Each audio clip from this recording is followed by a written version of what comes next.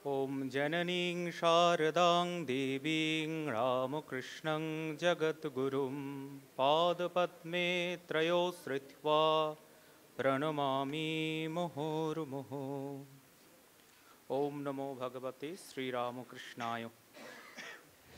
प्रथमेই শ্রী শ্রী ঠাকুর শ্রী শ্রী মা স্বামীজি মহারাজ তাদের স্মরণ করে আশ্রমের পূজনীয় অধ্যক্ষ মহারাজকে প্রণাম জানিয়ে এখানকার আমার ভাতৃপ্রতিম প্রিন্সিপাল মহারাজ তাকে সম্ভাষণ জানিয়ে এখানে যে সম্মানীয় বিচারকরা ছিলেন, মাস্টারমশাইরা ছিলেন, ছাত্ররা রয়েছে, অভিভাবকেরা রয়েছেন, শিক্ষাকর্মীরা রয়েছেন, শুভানুধ্যায়ীরা রয়েছেন, সকলকে যথাযোগ্য সম্মান সম্ভাষণ জানিয়ে আমি শুরু করছি দু একটি কথা।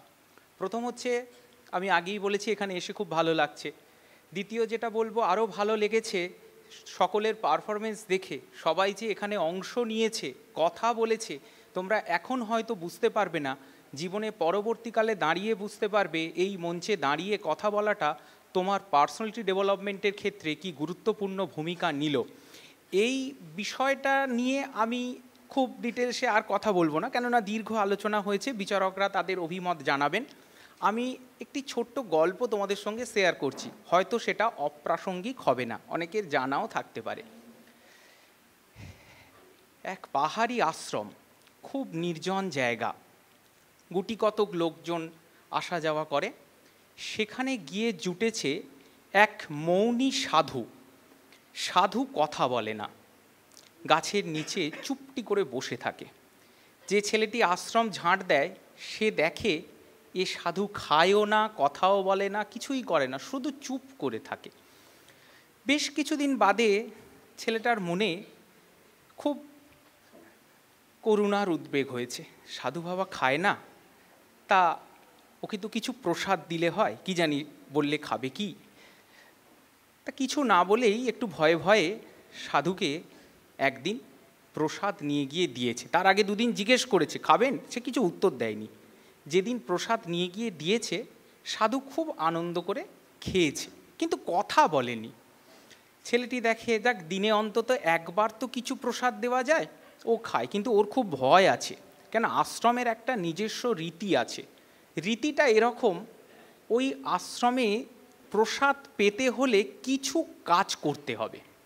সাধু তো কোনো কাজ করে না, চুপ করে থাকে, পাছে বড়রা কিছু বলে। কিন্তু লুকিয়ে লুকিয়ে ভয়ে ভয়ে রোজই সাধুকে একটু করে খাবার দেয়, কিন্তু যা হওয়ার নজর এড়ায় না। হঠাৎ একদিন আশ্রমে তহসিলদার এসছেন, খাজাঞ্চি এসছেন। তারা দেখছে লোকটি এরম চুপ করে বসে থাকে। হঠাৎ একটু খোঁজ খবর নিয়ে জানতে পারে যে ছেলেটি ঝাড়ু দেয় সে ওকে কিছু খাবারও দেয়। তাকে বারণ করে। সাধুকে কি বলবে, দু একদিন বাদে সাধুর কাছে গিয়ে হাত জোর করে বলে, আপনি যে খাবার খান, তা এখানে তো কোনো কাজ করেন না, আমাদের তো একটা নিয়ম আছে, কিছু কাজ করে প্রসাদ পেতে হয়, তা আপনি তো কাজ করেন না, প্রসাদ পান শুধু। সাধু কোনো উত্তর দেয় না। এরপর ওরা আর কি এই ছেলেটিকে যে খাবার দিত তাকে বেশ কড়া করে বলে, খাবার দেয়া বন্ধ করে দাও। ছেলেটি খাবার দেওয়া বন্ধ করে দেয়, খুব কষ্ট হয়। কিন্তু সাধু খাবার চায় না, সে ওখানে চুপ করে বসে থাকে। দিন যায়, এর খুব কষ্ট হয়। সাধু বাবা তো খাবার চায় না, এও খাবার দিতে পারে না। সাধুকে চলে যেতে বলেছে, সাধু চলেও যায় না, চুপ করে ওখানেই বসে থাকে। এরা দেখলে তো ভারী মুশকিলে পড়া গেল। একদিন লজ্জা শরমের মাথা খেয়ে তারা গিয়ে সাধুকে বলল, সাধু বাবা, আপনি কি ঠিক করেছেন এখানে প্রাণ হত্যা দেবেন আর আমাদের বিপদে ফেলবেন? আপনাকে বারবার বলা হচ্ছে চলে যান, আপনি তো যাচ্ছেন না। সাধু চুপ করে থাকে। আবার কিছুক্ষণ বাদে তারা কি করে, দারোয়ানকে ডেকে আনে, এনে বলে ওকে বের করে দিতে।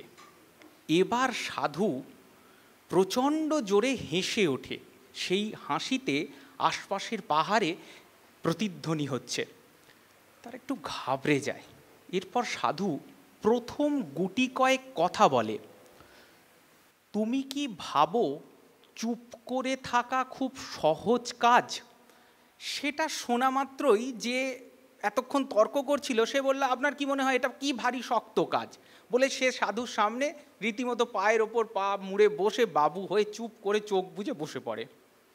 এবার ঘটে আসল ঘটনা। বেশ কিছুক্ষণ বাদে সাধু সপাটে লোকটার গালে একটি চড় মারে, মেরে বলে, বাবা আমি তোমায় চুপ করে বসতে বলেছিলাম, বসে বসে খাজনার হিসেব কষতে বলিনি মনে মনে। খানিকক্ষণ বাদে আবার একটা চড় উল্টো গালে, আমি তোমায় খাজনার হিসেব কষতে বারণ করেছি মানে বাড়ির স্ত্রী পুত্রের কথা ভাবতে বলিনি। এবার লোকটার বোধোদয় হয়, সে বুঝতে পারে চুপ করে থাকাটা খুব সহজ কাজ নয়। এই গল্পটা এই কারণে বললাম, সাইলেন্সের মধ্যে যে আনন্দ আছে সেটা রোবট নিতে পারে না।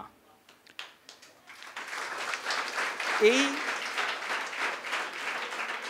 তোমরা যারা কবিতা লেখো, গান গাও, ছবি আঁকো, তারা জানো সৃজনশীলতার যে আনন্দ তা এআই কখনো উপভোগ করতে পারবে না। তাহলে আমরা কি বলবো? আসলে হিউম্যান এক্সিলেন্স ব্যাপারটা দু একটা শব্দ নয়। হিউম্যান এক্সিলেন্সের প্রকৃত অর্থ শ্রীরামকৃষ্ণ বলে গেছিলেন, ঈশ্বর লাভ মানুষের জীবনের একমাত্র উদ্দেশ্য। সুপ্রিম রিয়েলিটিকে জানা, সে আনন্দের কাছে অন্য সব আনন্দ মুহূর্তে তুচ্ছ হয়ে যায়। ঠাকুরের কথায়, নুনের পুতুল সমুদ্র মাপতে গিয়ে তাতে হারিয়ে গেল। শাস্ত্র বলছে ব্রহ্মবিদ ব্রহ্মৈব ভবতি। যিনি সেই আনন্দ পান তার কাছে সব আনন্দ তুচ্ছ।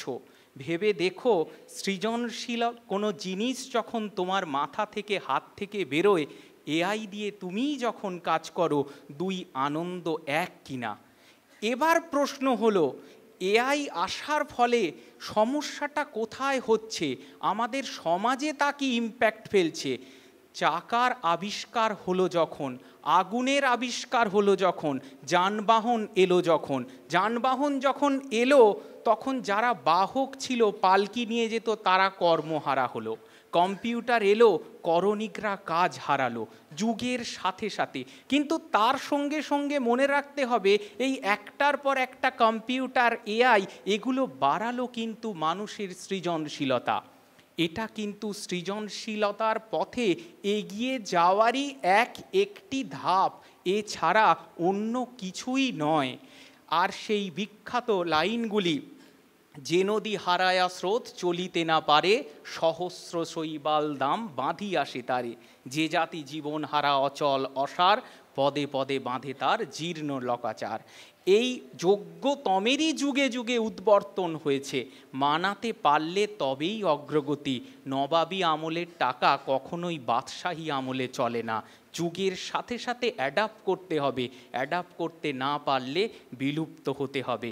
সমাজ এগিয়ে যাবে, আমরা চলি সম্মুখ পানে, কে আমাদের বাঁধবে? রইল যারা পিছন পানে, কাঁদবে তারা কাঁদবে। ঠাকুরের কৃপায়, মায়ের কৃপায়, স্বামীজির আশীর্বাদে আমরা যেন সভ্যতার সঙ্গে তাল মিলিয়ে এগিয়ে যেতে পারি আগামী দিনে মানবিক উৎকর্ষের পথে। ঈশ্বর লাভ মানুষের জীবনের একমাত্র উদ্দেশ্য, আলটিমেট রিয়েলিটিকে জানার পথে। সকলে ভালো থাকবেন, নমস্কার।